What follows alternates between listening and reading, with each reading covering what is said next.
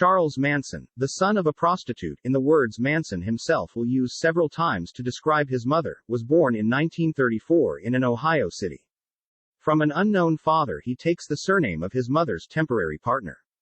He has always been hostile to rules and prohibitions. So hostile that he began, at a very young age, to initially carry out small thefts and then specialize in car thefts and robberies. After a short period of detention in a juvenile prison, he is admitted to another institution from which he has escaped. At 16, in an attempt to transport a stolen car across the border, he commits his first federal crime. In 1954 he obtained conditional release. Despite some occasional regular jobs, Manson continued to successfully assist in the cross-border transport of stolen cars. Arrested for this crime in California and subjected to a psychiatric examination, he managed to get away with his wife's pregnancy, a nurse he met on probation.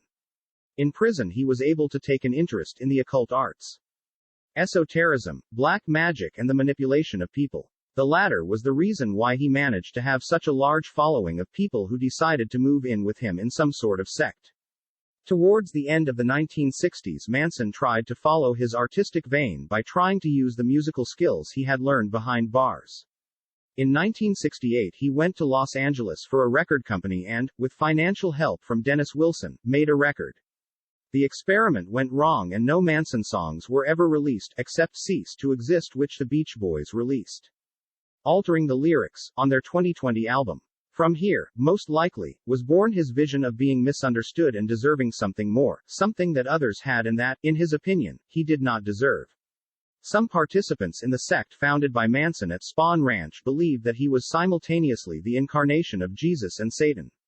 For many members of the family, Manson was a god. Most of them came from the street, from disastrous family situations or from social misfits. Manson argued for the need for a racial war between blacks and whites.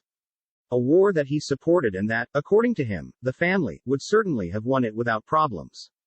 In the family we lived on promiscuity, it was a good idea to practice group sex, to use drugs. But he hadn't yet contemplated murder.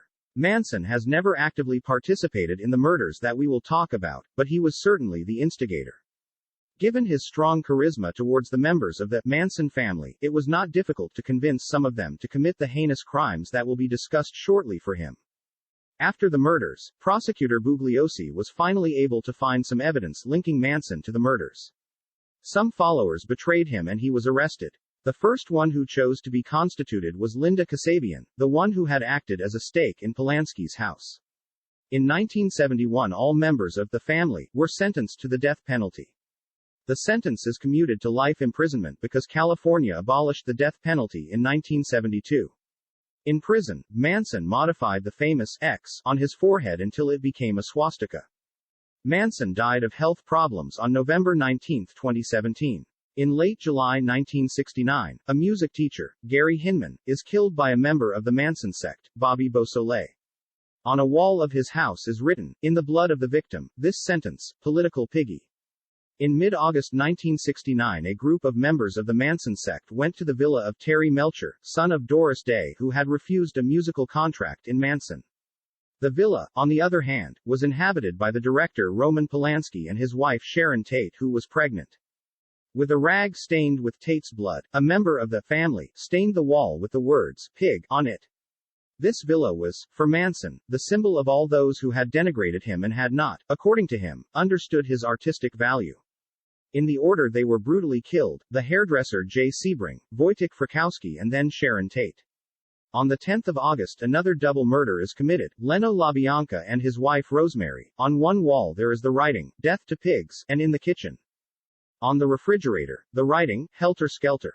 According to the investigations carried out during these murders, the sentences containing the word pig were indicated by Manson himself to blame the black community for the murders. Also in 1969, some members of the Manson sect killed a Spawn Ranch worker guilty of marrying a black woman and wrongfully accused of wanting to evict the family. After killing him, they tore him to pieces and threw him into a stream inside some garbage bags. Charles Manson has always called himself an avid Beatles fan. He claimed to have been given the task of committing those crimes by the Beatles. According to him, the song Helter Skelter hides dark meanings from those who can't listen. In that song, the Fab Four would have chosen to send a message to anyone who would have been able to grasp the meaning. According to Manson, that song meant the end of the world, the arrival of chaos. Manson has always declared himself a stranger to the murders as he was not present while they were being committed. Susan Atkins, one of the members of the family, confessed that Manson had planned the deaths of other Hollywood stars: Liz Taylor, Richard Burton, Steve McQueen, Frank Sinatra, Tom Jones.